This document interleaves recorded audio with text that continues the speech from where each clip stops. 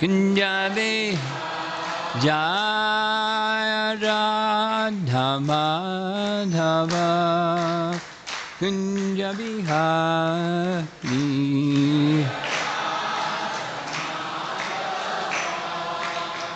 Kunjabi Gopi Jana Balabha Girivardhari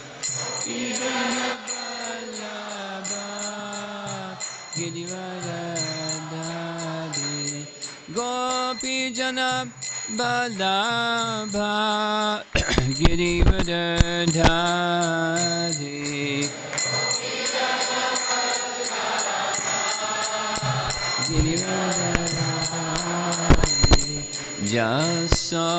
Jasodanandana Brajajanarandana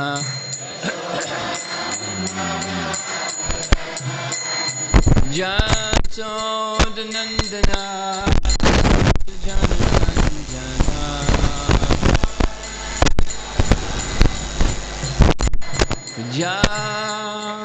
Jamanatira Vanachadi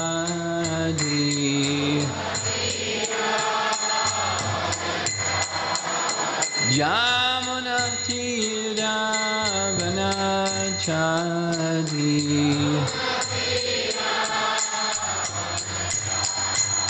Jaya Radha Madhava Kunjabihari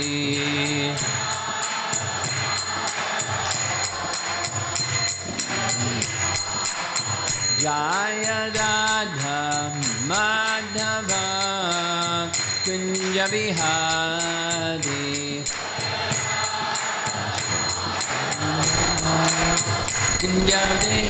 Kunjabihari Gopi Jana Balabha Girivardhari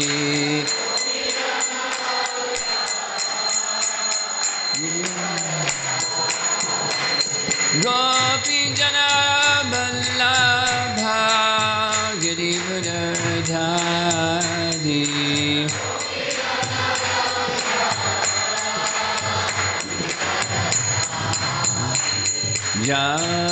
Jasodanandana Brajajanarandana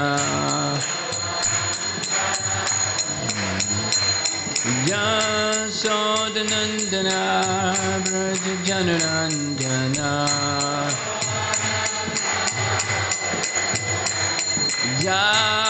Jamanatira Vanachadi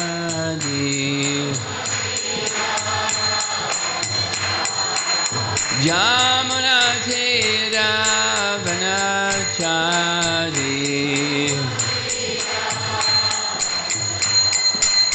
Jaya Radha Madhava Kunjabihari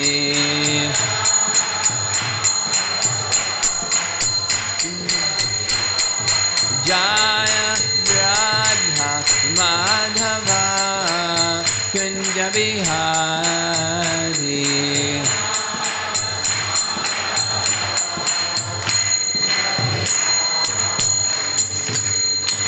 Jaya Vishnupad Paramahamsa Pariyujagacharya Astatarasdasi Srimati's Divine Grace Iti Bhakti Vedanta Swami Srila Prabhupada Ki Ananta Koti Vaishnavrinda Ki Grantaraj Srimad Bhagavatam Ki Gaur Premanandi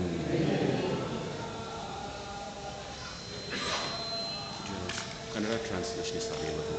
What? At that corner. So you say it. ಯಾರಿಗೆಲ್ಲ ಕನ್ನಡ ಅನುವಾದ ಬೇಕು ಸದಾನಂದ ಕೇಶವ ಪ್ರಭು ಅವರು ಕನ್ನಡದಲ್ಲಿ ಅನುವಾದ ಮಾಡ್ತಾರೆ. ಆ ಮೂಲೆಯಲ್ಲಿ ಕನ್ನಡ ಅನುವಾದ ಮಾಡ್ತಾರೆ. ಸದಾನಂದ ಕೇಶವ ಪ್ರಭು ಹತ್ರ ಕೂತ್ಕೊಳ್ಳಿ.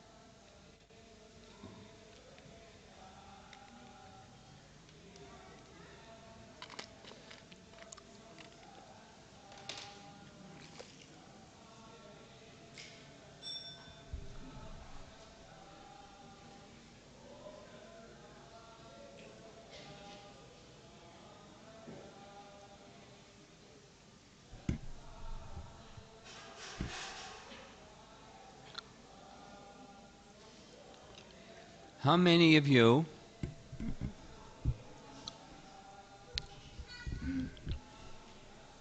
have Srimad Bhagavatam, a full set of Srimad Bhagavatam in your home?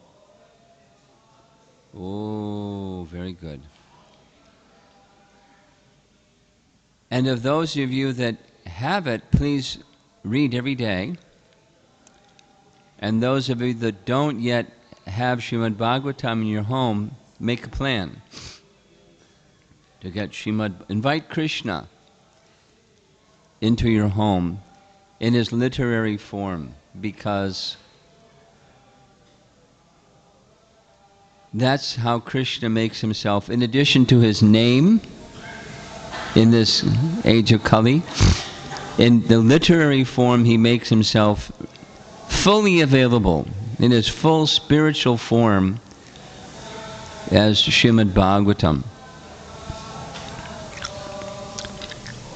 These boys that are sitting in a chair, there's an elder lady coming up the stairs and she may need their seat.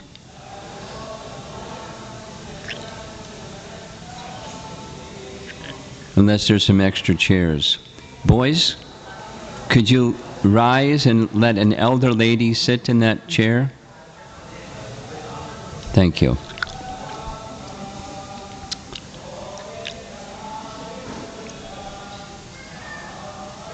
The teachings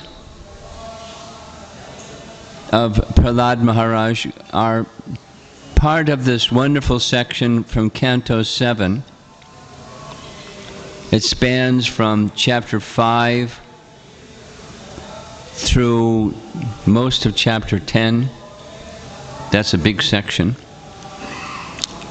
And it's a very much loved section of the entire Srimad Bhagavatam, and I'll give some explanation why that is so.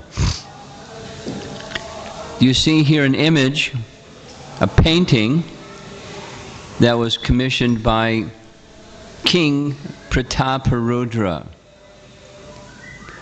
During the time of Chaitanya Mahaprabhu, Prataparudra was the king of Orissa as well as the king of Puri. And he commissioned one of the artist disciples of Akreshwara Pandit to make a painting of himself with the associates of Chaitanya Mahaprabhu. And the king is down at the bottom here, prostrating, paying obeisances. And those of you that have been to Puri, you'll probably recognize where it is. It's Narendra Sarovar. You can tell because that's the Sarovar down here.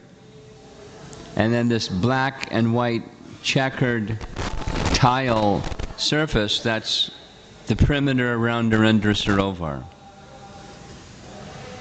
And the scene is Gadadhar Pandit reciting Srimad Bhagavatam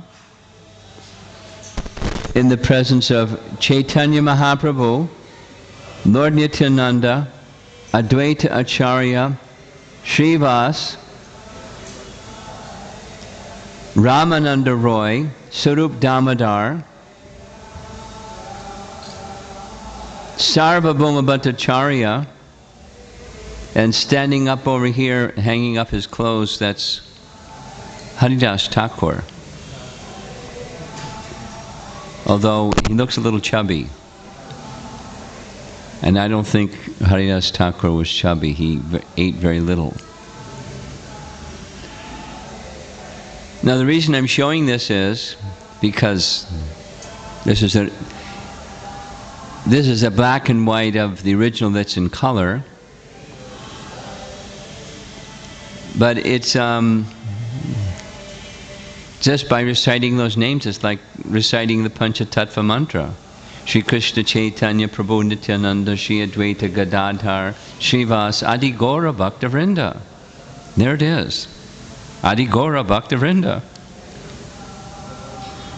And if you were the king and you could commission any painting at all that you wanted of Lord Chaitanya's associates, you might think it would be a kirtan scene. But it's not. It's Gadadhar Pandit reciting Srimad Bhagavatam. Because that was one of the expertises of Gadadhar Pandit. If you read very carefully, in the line of Gadadhar Pandit is Haridas Shastri. He was a disciple of Gadadhar Pandit. He lived in Vrindavan, and he was both a pujari of the Govindaji deity and he was a reciter of Srimad Bhagavatam. And it was from him that Ganga Mata Goswamini learned Srimad Bhagavatam and became such a wonderful reciter of Srimad Bhagavatam that when she was sent by Haridas Pandit to go to Puri to worship the deity that was no longer being properly worshipped, the deity of Sarvabhauma Bhattacharya, every morning after worshipping her deity, she recited Srimad Bhagavatam. And she learned from one who learned from one who learned from Gadadhar Pandit. So in addition to Kirtan, this is something that we can conclude, inductively at least, this is something that devotees did regularly. They would gather together and hear Srimad Bhagavatam. And one of their favorite reciters was Gadadhar Pandit, because he was so good. In Chaitanya Bhagavat, it describes Chaitanya Mahaprabhu's daily activities in Puri. He stayed at Gundicha. Early in the morning he went for the Upalabhog, the early morning worship of Lord Jagannath. He would see the deity and he would dance in ecstasy and chant the holy name. And after some time, the pujaris would bring him prasad and articles that were offered to the deity. One of those articles eventually became Siddha Bakul. There's probably some devotees here from Puri. So one of the articles they offer every morning to Lord Jagannath is a toothbrush. Kids, did you know that? Jagannath gets a new toothbrush every morning because he has teeth. So the toothbrush is a bakul branch that's made soft at the end, and they offer to the deity, and then it becomes tadiya, paraphernalia. So one day when Lord Chaitanya went to see Haridas to take the prasad of Lord Jagannath, even early in the morning it was very hot. Feeling compassion, Lord Chaitanya stuck the toothbrush into the ground, and instantly a mature bakul tree, bakul trees have big leaves that provide nice shade to shade Haridas. And therefore it's known as the Siddha Bakul. If you ask people in Orissa, in Puri, where is the ashram of Haridas Thakur? They don't know. Ask them, where is Siddha Bakul? They all know. So Lord Chaitanya would visit Haridas every morning, right after Lord Jagannath, bring him prasad, discuss topics about Krishna for some time, and then he would go next to Tota Gopinath. Here's the Gopinath deity, and Lord Chaitanya would have darshan of the Gopinath deity. Same as with Lord Jagannath, he would chant and dance in ecstasy for some time, and then he would sit down and hear for hours from Gadadhar Pandit from Srimad Bhagavatam. Now a little detail about the deity. You see there's legs at the bottom, but that's only during Kartik time. The other 11 months of the year, there's no legs. because the deity is actually sitting. The deity is sitting because when Chaitanya Mahaprabhu left this world, and he was only 48, and Gadadhar Pandit was the same age, he became so feeble in feelings of separation that he couldn't place the garland over the deity's head and the crown on his head and the shringar decorations upon the deity. So the deity sat down to make it easier for him. So the other 11 months, he's seated with his legs folded. Very unique. Very unique. It is said that Lord Chaitanya disappeared entering into the body of Gopinath. There's a mark on his knee. It is said that's where he entered. Very special deity. And Chaitanya Bhagavat says, when Lord Chaitanya heard, especially mentions the pastimes of Prahalad Maharaj and Dhruva Maharaj, he would hear them from beginning to end, and then he would say it again.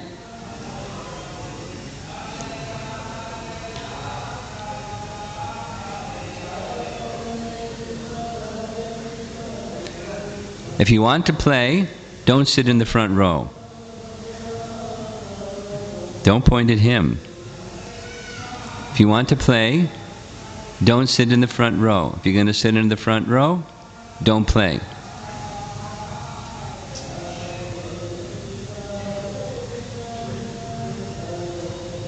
Mother and father, please do the needful, because these are playful boys that don't get the message. Okay. Lord Chaitanya said to Haridas, say it again. Say it again. Say it again. So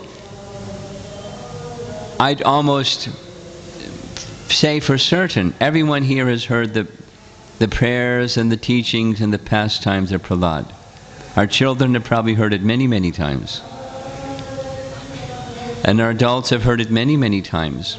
But hearing many, many times is part of the way of hearing Srimad Bhagavatam in the association of similar-minded Vaishnavas. It's likened sometimes to making sandalwood paste. Many of you have made sandalwood paste. I have also. So it's a very simple procedure. You need 3 things. A flat stone, a piece of sandalwood that's maybe as big as your fist, and a few drops of water. Not too much. And, well, the Mahamantra, or some prayers that you recite as you go in a circular motion like this, again and again and again, thinking how you're making something that's going to be offered to Krishna. So you're saying prayers or verses from scripture or whatever you like. And as you do that, very predictable what will happen. The wood becomes paste, and the paste is very fragrant. The fragrance is in the wood, but do this, and the fragrance becomes stronger and stronger. And when you apply the sandalwood paste, it has a very cooling effect. Very predictable. And reciting and hearing of Srimad Bhagavatam is the same. It's like making sandalwood. Say it again and say it again, not just for repetition of the story, but the mood of love between Prahalad and the Supreme Personality of Godhead. So Srila Prabhupada liked this also. He wanted to give us the same opportunity also. So as followers in his footsteps, here we are, doing what Chaitanya Mahaprabhu and Gadadhar Pandit did every day, and in many generations since then. Here's a photo of Prahalad at Mayapur during Chandan Yatra, they made lots of sandalwood. They make buckets and buckets and buckets of sandalwood in Mayapur. It goes on for like 2 weeks. And there's rows of people that can all day long make sandalwood, and boy do they make sandalwood. They probably go through a couple of trees. So much sandalwood. There's 2 sentences that come at the beginning of chapter 6, the introduction section, that I want to read for you, or with you. And it summarizes the whole of the Prahalad Maharaj section in simple way. Has 4 parts. By accepting the lotus feet of Prahalad Maharaj, who is in the Parampara succession, one will be able to understand the mode of spiritual life.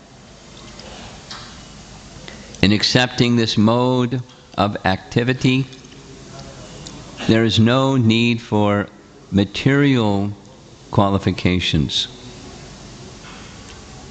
So go back to the top. By accepting the lotus feet of Prahalad Maharaj. So, my dear devotees, Prahalad Maharaj was present during Satya Yuga, and we're very far away from Satya Yuga. How are we to accept the lotus feet of Prahalad Maharaj? And the answer is through his instructions. When we take the instructions of Prahalad Maharaj and we bring those instructions within the heart, and how do you do that? Shrinvanti, Gayanti, Grananti, Sadhavaha. That's how you do. You hear again and again in the association of like-minded devotees, and you discuss the topics together with them with the eagerness that you want to be in and feel the presence of Krishna. So hear in that way, discuss in that way, and the message will enter your heart. And when the message enters your heart, this is the process of accepting the lotus feet of Prahalad Maharaj. Through his instructions, through sound vibration, we can take his association, take his shelter, and accept his lotus feet. Very important message. Second is, Prahalad is in the Parampara succession. We should hear from those in the Parampara succession, and Prahalad heard from Narada. And he heard from Narada for a long time. How long? The whole duration of time that Hiranyakashipu was in the forest, engaging in his austerities. And there's different accounts, but the standard one is 100 celestial years. That's a long time to hear.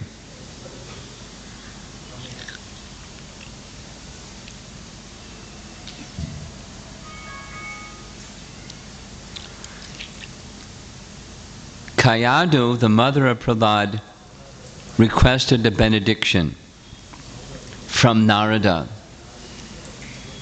One of the benedictions she requested was that this child not be born until my husband returns from the forest, having completed his austerities. So Shukadeva Goswami remained in the womb of his mother for 16 years. And when he appeared, he was a 16-year-old boy. Poor mother, she must have been very uncomfortable. But Prahalad maintained his infant size for 100 years. And then when Lord Nrsingadev, when Hiranyakashipu returned from the forest. That's where chapter 4 ends. By the way, we're just going to be discussing chapter 5.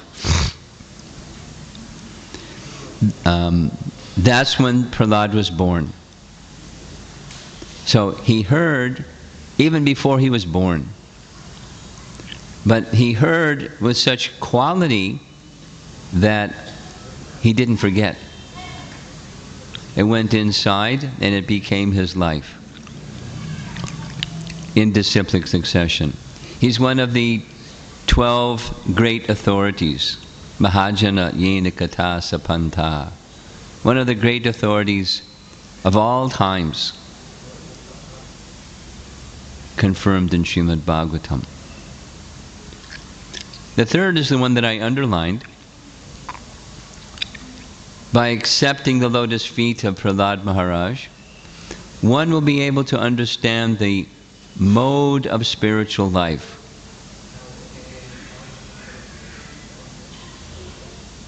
Now, this is a nice audience, so I'm going to share something that I don't share unless it's a nice audience. Some of you know, you can recite with me if you know, the one verse that's of all of nectar devotion that summarizes the entire nectar devotion.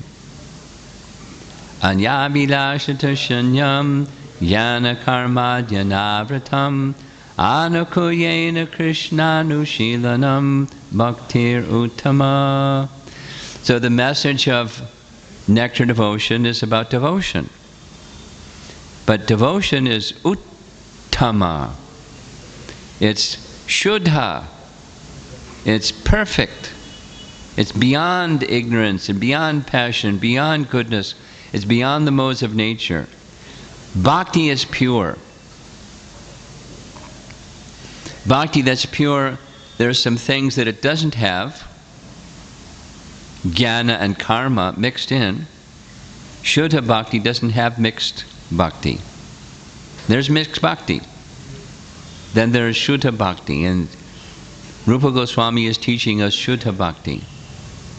But that's what it isn't. Jiva Goswami says those are secondary things.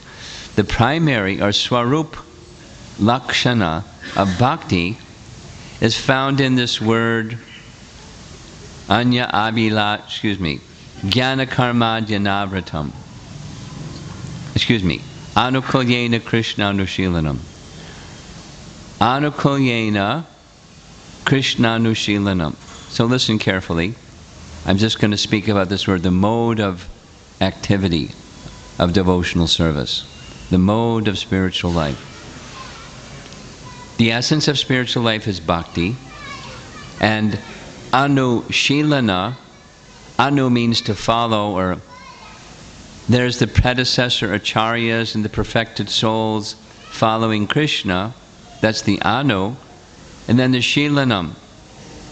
Jiva Goswami says, in order to understand what Rupa Goswami is writing, you need to examine the dhatu, or the verbal root of anushilanam. And the verbal root is shil. And shil has two parts. A part that's always moving. When bhakti, the senses are moving, the mind is moving,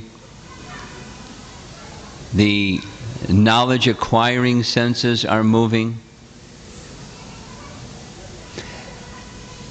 Then there's the non-moving part, that's this mode. That's something that doesn't change. For example, here we are in front of the deities in Prahalad in the temple room, and some other time you may be in the kitchen, or you may be chanting your japa, you may be going to school, you may be in the office, you may be going to the marketplace. Those are all ways in which we can be in service to Krishna. So those things are the moving parts. And then there's the not moving part, or the mode of activity. Shil. That is, I want whatever it is that I do to be pleasing to Krishna. I want to be connected in my relationship of love to Krishna. That doesn't change. That's the unchanging part of bhakti, anushilanam. If you want to know what that mode of activity is and how to enter into it, associate with Prahalad. Take shelter of his lotus feet. Accept his lotus feet. Take the instructions. We're covering the teachings of Prahalad Maharaj. Take them into your heart. And then you'll know, not just theoretically, but experientially. You'll experience what Prahalad experiences. Maybe not so high like Prahalad, but directionally like him. The mode of pure bhakti will be yours. You'll be able to understand it, and to understand it means to live it. Very important, very powerful. And then finally, the fourth part is, in accepting this mode of activity, there's no need for material qualifications. The Hare Krishna movement rests upon that fact. It's abundantly explained by our acharyas. I've been listening to Prabhupada explaining in the Nectar Devotion series in Vrindavan this fact over and over. But persons are being engaged in bhakti, persons are being engaged in chanting of the holy name and various forms of devotional service, including worship of the deity, who by birth, by the Vaidika vidhis, aren't eligible. But they become eligible by the Panchanatrika system, by this system of hearing the name, form, quality, pastimes of the personality of Godhead and his pure devotees, like Prahalad Maharaj. One becomes qualified. So there's no material disqualifier. Again and again and again, Prahalad refers to himself as disqualified because of his birth. Born in a demoniac family. Doesn't have a good education. He's only a little boy. He's only 5 years old. What education does he have? And the demigods, they've offered wonderful, wonderful prayers with high language, and he's this little boy that doesn't even have education. What's his qualification to speak?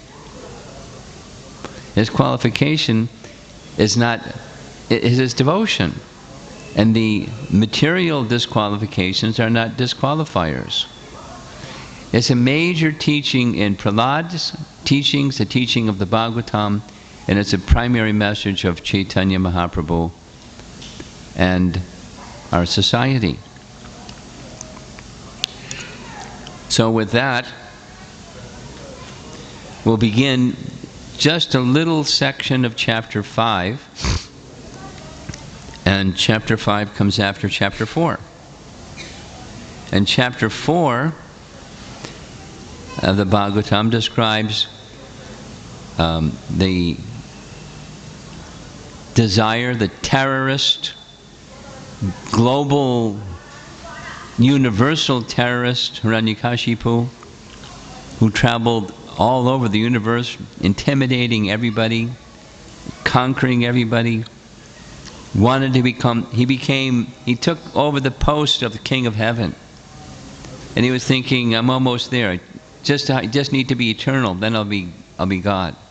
Because I'm ruling heaven and earth, the whole universe, and if I'm eternal, I'm God. So he wanted to become eternal.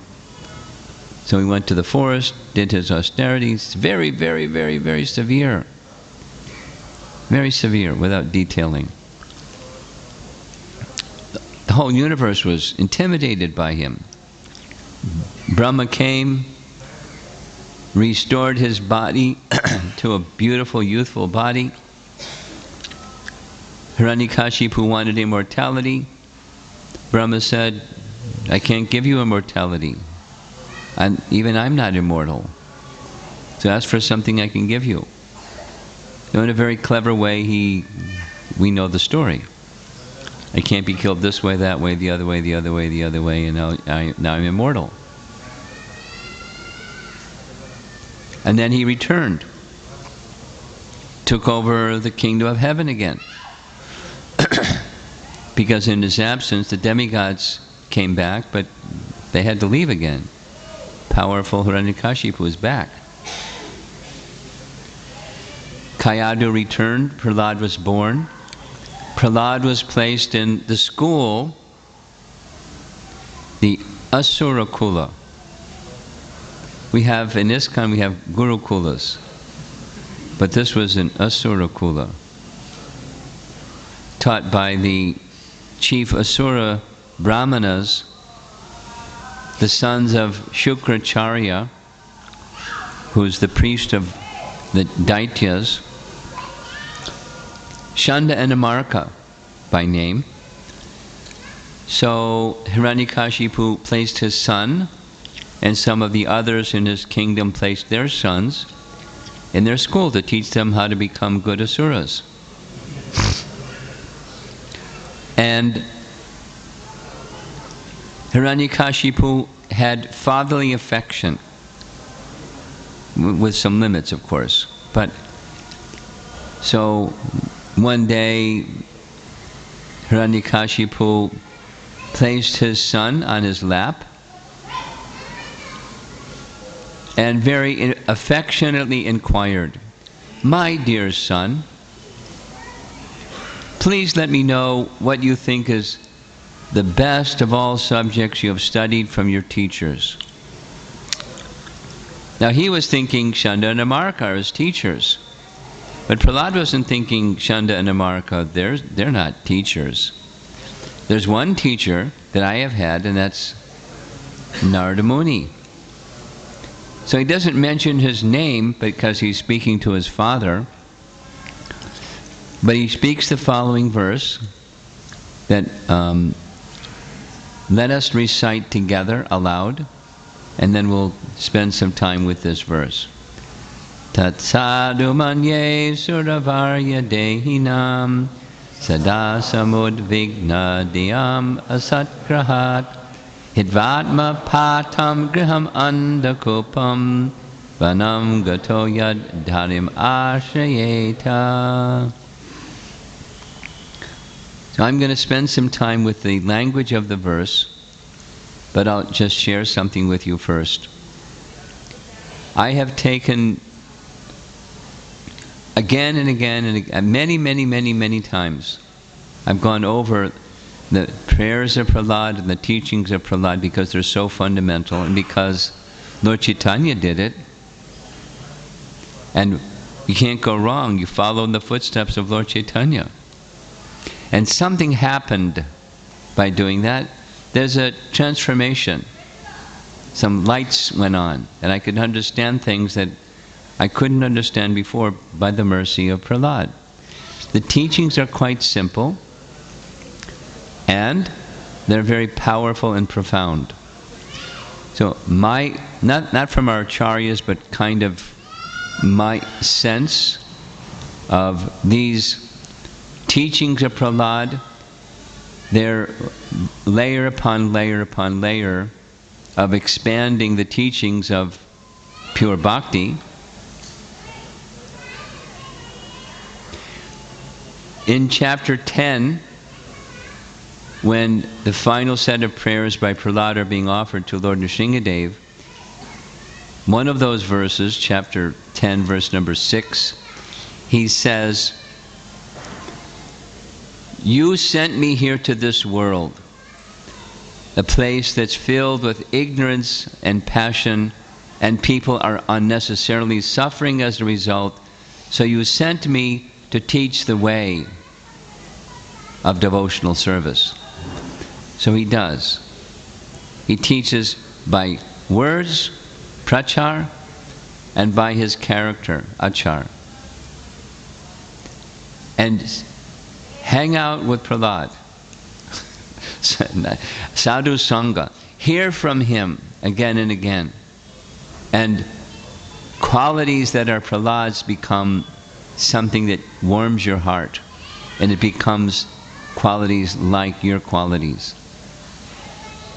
The mode of pure devotional service becomes yours. So this verse is kind of like a foundational verse. There's elements in it that the other teachings are simply expanding or elucidating further.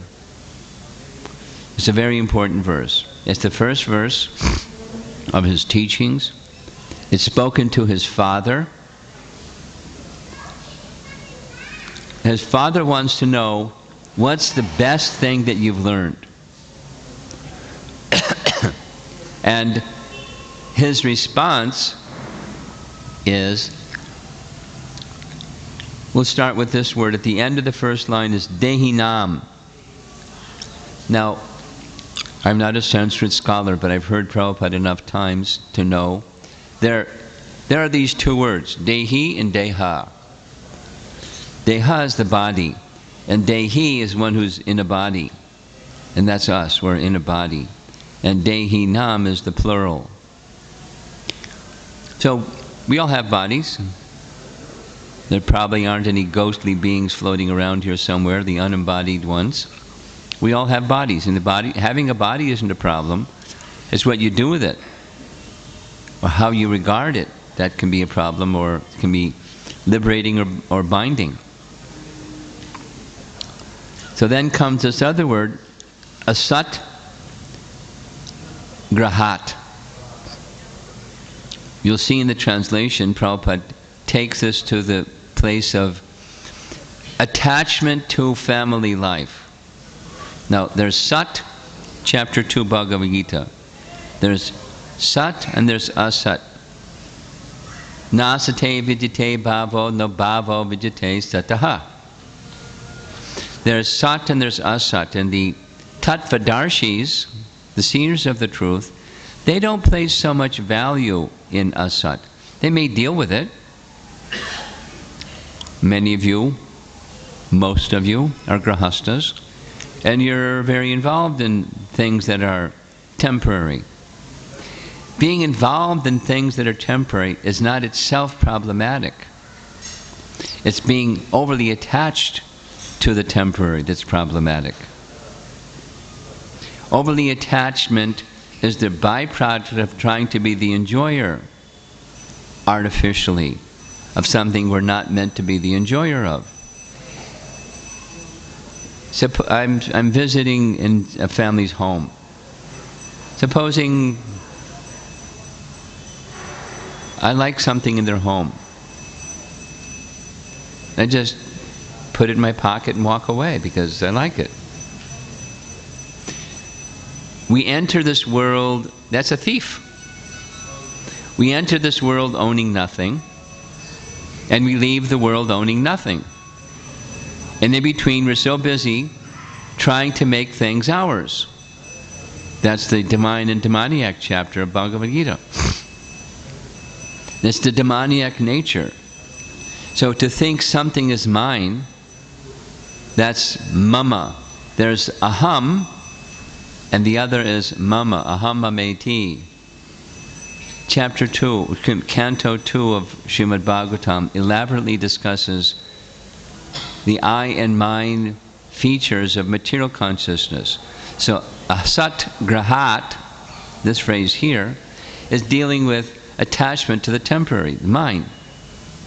I am the body, deha, I'm dehi, but I think I'm deha. And then if I'm I'm the body, then what's mine is what's produced from the body. Like my work comes from my body, and so the fruits of my work is mine. And so the fruits of the work means my bank account and my home, my car, my cell phone, my stuff. That's mine. Resting upon the false conception of self. So that's the Dehi Nam and Asat Grahat. And those that have that attachment or too much affinity for asat. In the language of Bhaktivinoda Thakur, it's asat trishna. Trishna means thirst. We should have Krishna Trishna, not asat Trishna. And when there's too much thirst for the temporary, then samudvigna dhyam. Samudvigna means disturbed, agitated, mad. And D, whenever you see that syllable, D-H-I, like bodhi, D, it means intelligence. When one's intelligence becomes disturbed, when the intelligence is disturbed, supposing you're a parent. Some of you are parents, you don't have to suppose anything. Supposing you're a parent, and you're overly attached to your child, and something happens. It can be any something, some bad behavior, or they fall into bad association, or something. They get hurt, something happens. Now, if you're overly attached, you don't know what to do. And if you're appropriately attached, you know what to do. Life becomes very complex. I was in Singapore yesterday, and for a few days. And there was a nice question in one of the university classes where someone stood up and said, you're speaking about meditation, mantra meditation, the benefits of it, but how to do that in this age of complexity? And she went on and basically described the life of a millennial. She didn't use the word, but I'm very familiar now. You all know what's involved in modern life of a college student. Very, very, very, very complex. So, how to do that in our present age, in present circumstance? The soul is still the soul. The circumstance can be whatever the circumstance is, and it's always changing. But if the mode of activity is like that of Prahalad, if the mode of activity is shil, founded in that which doesn't change even when things are changing, you can remain fixed, just like Krishna says in Bhagavad Gita. One who experiences this consciousness of happiness within, anything can be happening out there in the world of duality and you're just fine, because that happiness is within. It's not created or destroyed by the circumstances around you.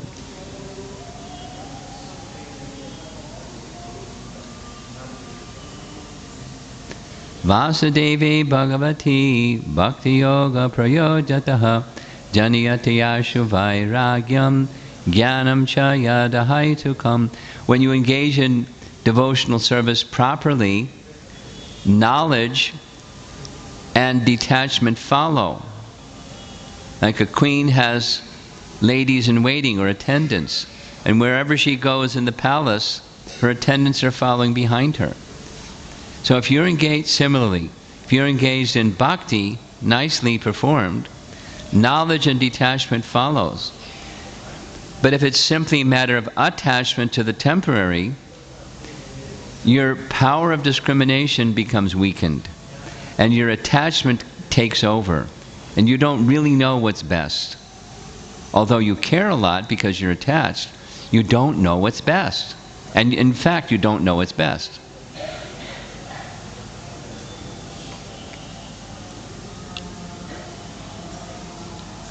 Yenatma suprasidati ahaitukiya pratiyata yayatma suprasidati.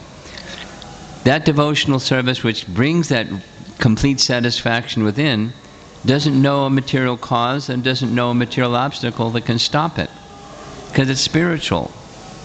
Prahalad is teaching that mode. So those that are in this asat grahat position, their intelligence is very agitated, very disturbed. Then the second half is he recommends such a person is compared to someone who has fallen into a well, andakupam, blind well. Now in America, people don't use wells so much. They have the central water system. But in India, certainly in rural parts of India, it's very common.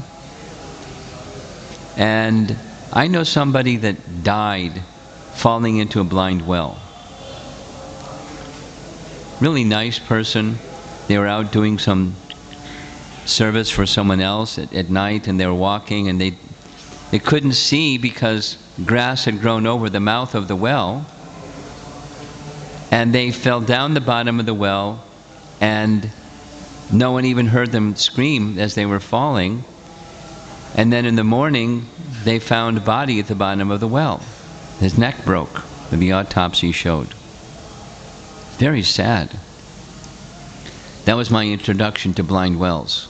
It was a very, very heavy experience, I'll tell you. Very wonderful person. But this andakupam, Prahalad is saying, it's like someone who's fallen into a dark well where there's no water and only misery. The asat grahat person. And finally, vanam gato. They should go to the forest. And hari ashrayeta.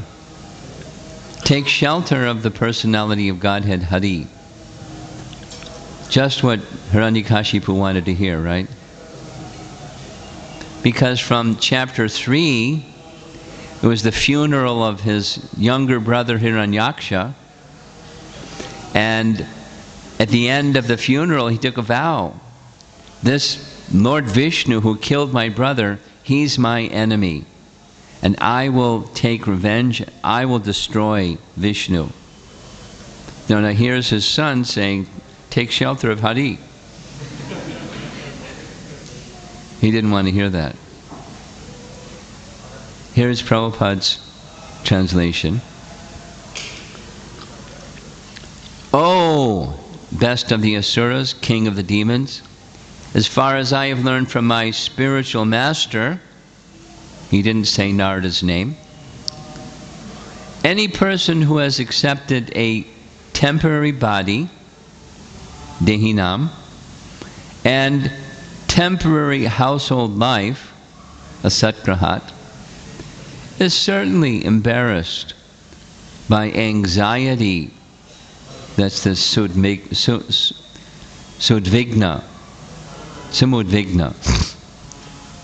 Embarrassed by anxiety because of having fallen in a dark well where there is no water but only suffering. One should give up this position and go to the forest, vana. More clearly, one should go to Vrindavan, where only Krishna consciousness is prevalent, and should thus take shelter of the Supreme Personality of Godhead. Now that's the best thing that he's learned. Now some of you, you're a good audience, so I'm going to share something else with you. There's a really nice section of Canto 1. One of my favorite chapters in Canto 1 is chapter 13. And that's where Vidura delivers his elder brother Dhritarashtra. Now from Mahabharata, we know that Dhritarashtra was the elder brother, then Pandu, then Vidura. So Vidura was younger, but Vidura was born as the maid servant of Ambika, so he was considered, because of his mother's position, as Shudra. So he was honored by the royal family, as part of the royal family, but he didn't have the Kshatriya position. But he was also known as very wise. Regularly, Dhritarashtra would turn to Vidura for counsel. Unfortunately, when it came to his sons, and especially Duryodhana, he was unable to follow what he said. There's details and details and details of advice that Vidura would give. When it finally came to Vidura being insulted by Duryodhana in the royal assembly, he considered, I've tried and I've tried, and there really isn't any service for me here. So he left. He didn't leave because he was insulted. I'm getting out of here. These people are nasty. He left because there was no service for him. So he went on pilgrimage. He met Maitreya and came back. And when he came back for one reason: not to have a good meal or a comfortable bed. He came to deliver his elder brother. And he did. And when he did, he got him in a solitary place where no one else could hear, except he and Gandhari, and he let him have it. Really strong language. You're living like a dog in the house of your master, Bhima, who killed Duryodhana, and now you're eating scraps off his plate. Have you no shame? Your teeth are falling out. Your liver isn't working. You're about to die. Don't you hear the knock on the door? Death is approaching. Give this up. This vanam gato. Prabhupada explains, detachment from this world can be of different levels, and what was being requested of Dhritarashtra, same as Hiranyakashipu, was a lower level. Because actually Dhritarashtra was an elevated, exalted personality. He was blind by birth, but he was also blind by attachment. He couldn't hear what Vidura said. Later on, he couldn't hear what Akrura said. Akrura gave the same advice. He couldn't follow it. He said, Akrura, what you're saying is true, but I can't follow it. Like Dhruva said to Narada, your advice, Narada, is right, but I'm a Kshatriya. I want a kingdom. Tell me how I can get a kingdom. Tell me how I can get Vishnu, and he can give me the king. That's what Mom said.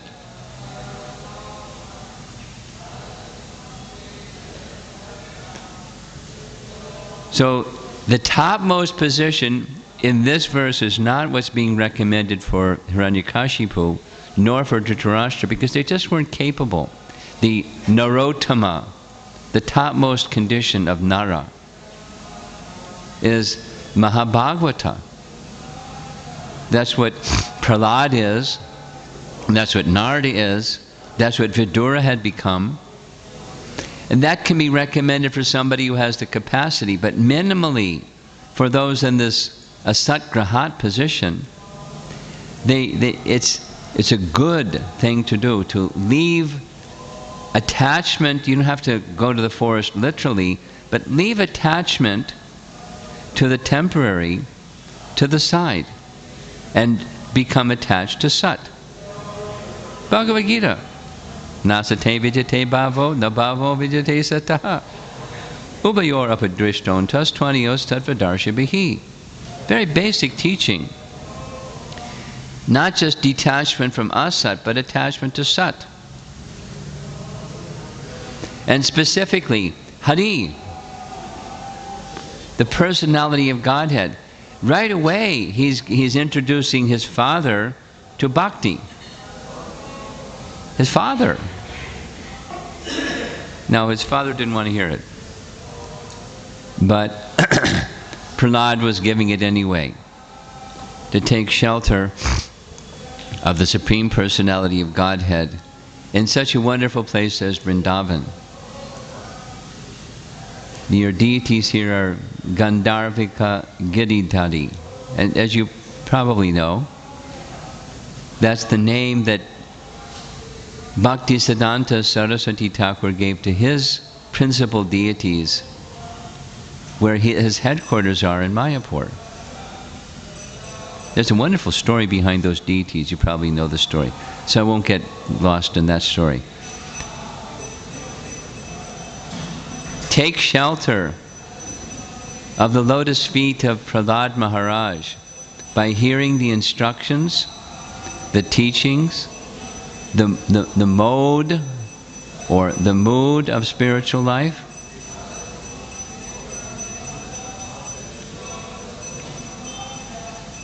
He's a Vaikunthavasi and he wants to take us there. Hear from him. That's our opportunity. The opportunity is being very generously given to us through Srimad Bhagavatam by our founder Acharya, Srila Prabhupada. So I'm going to end there and see if there's any discussion.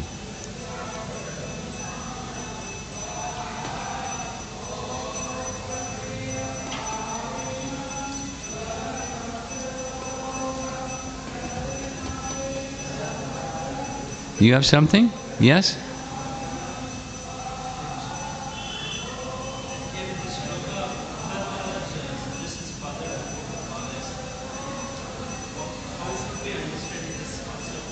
How do we understand what?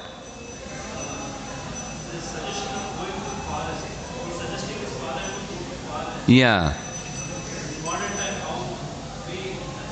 How do we today go to the forest? That's what you're asking? That's what you're asking?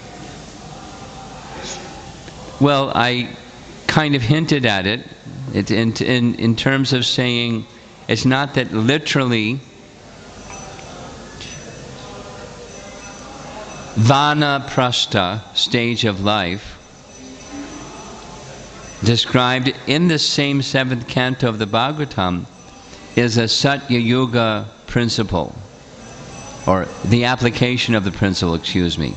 It literally means going to the forest, something like what Ramachandra did in Dwapara Yuga. He took tree bark and bare feet and everything. Lived on roots and fruits and whatever is there in the forest. In our present age, that's not so practical. So what it means is detaching oneself from the comforts, the amenities, the sense of being the enjoyer of the temporary. So here we are in Bangalore. Doesn't mean you have to change your dress and go to the jungle. That's not the meaning. So what does it mean? That's your question. That's your question? For us in practical terms. Take those same temporary things, your car, your computer, your cell phone, your stuff. Simplify. Don't accumulate more than required. Simplify what you require in service to Krishna and see those things as instruments meant for service to Krishna, suitable for serving Krishna, and then not otherwise. Now the difficulty is the otherwise part.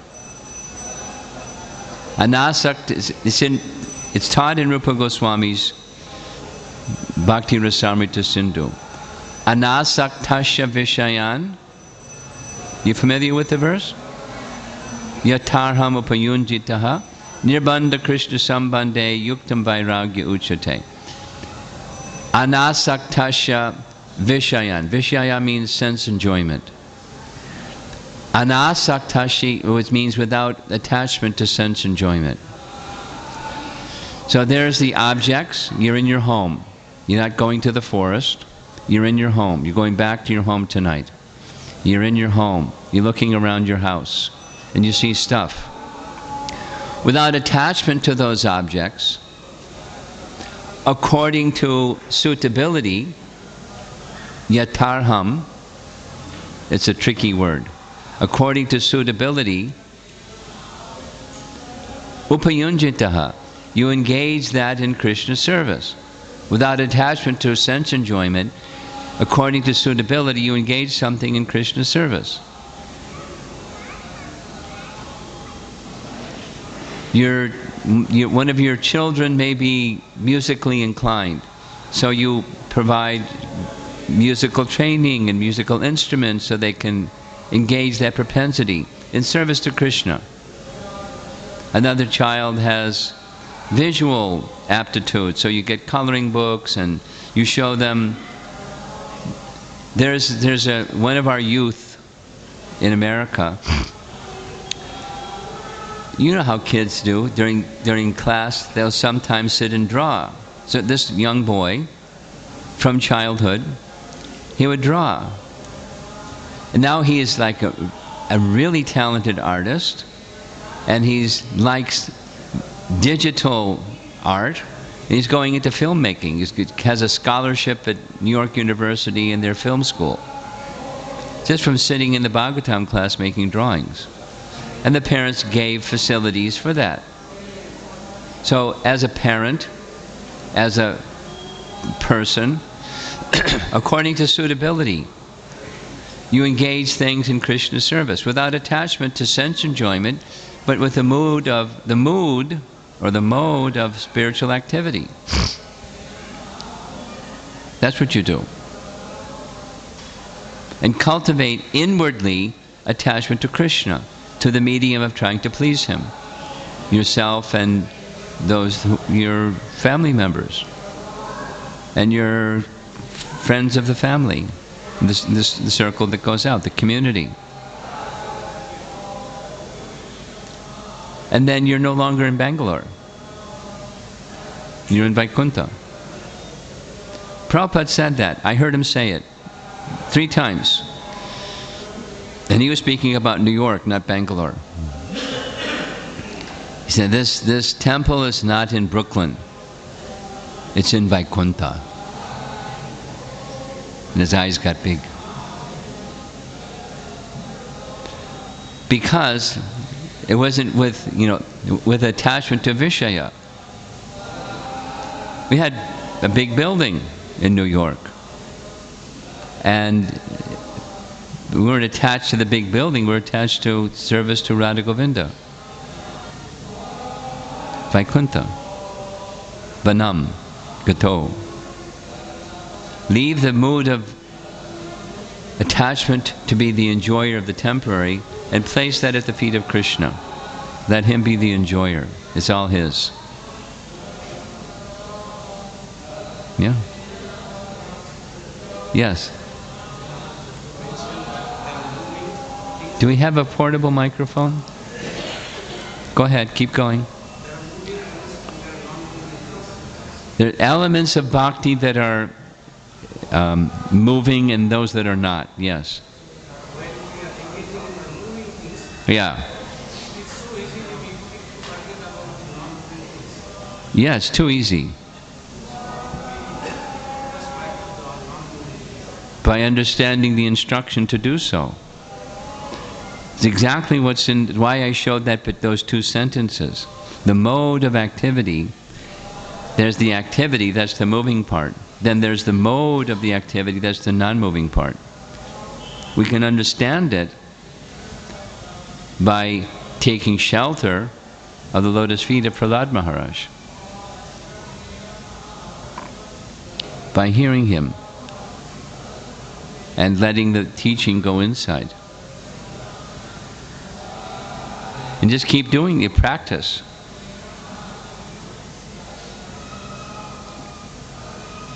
Shrinvanti, Gayanti, Grananti. It happens.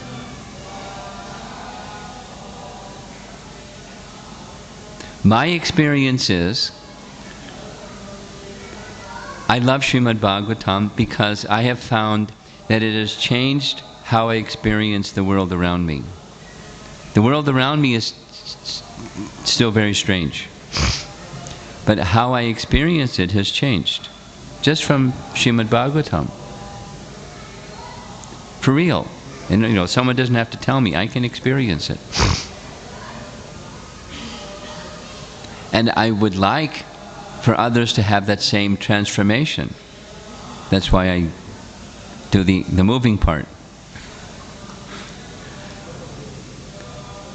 Constantly. That the how to is just, we want it. We want shanti. But we want it to be run in the wrong way without understanding what it really is and how to get there. The Srimad Bhagavatam wants us to give us what it really is and really experience it.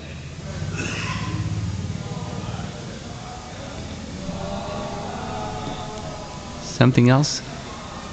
Yes?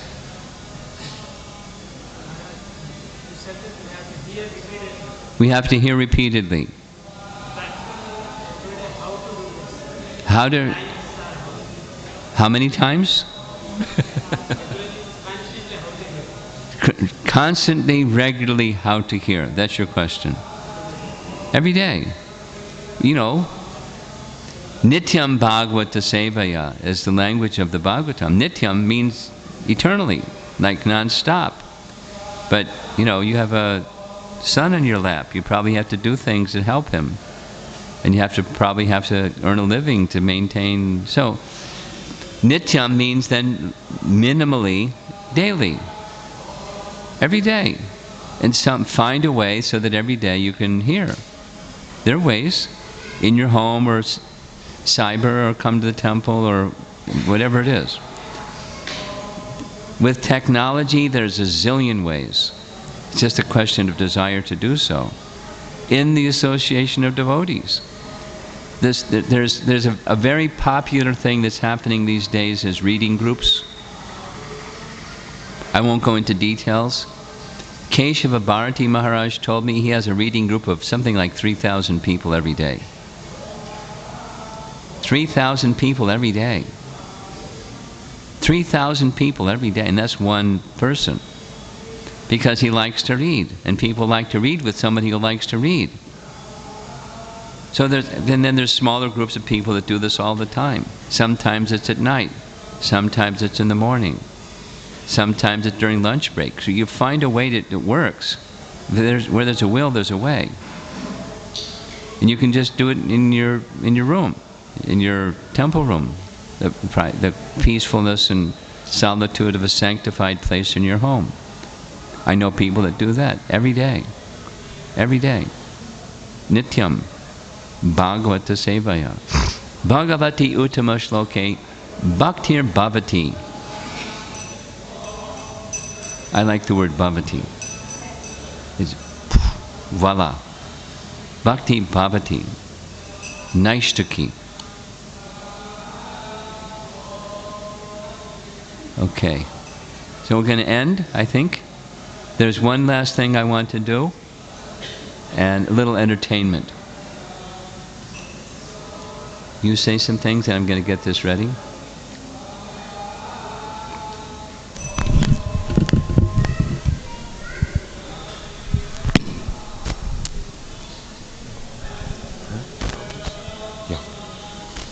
Hare Krishna. So we have all been blessed by the fortune of having the association of Maharaj and hearing from him. And as Varda Krishna Prabhu told, Maharaj comes quite often. Like every year he's been coming here, and that's a great benefit for all of us. Maharaj has also been conducting yatras for almost the past 2 decades. And many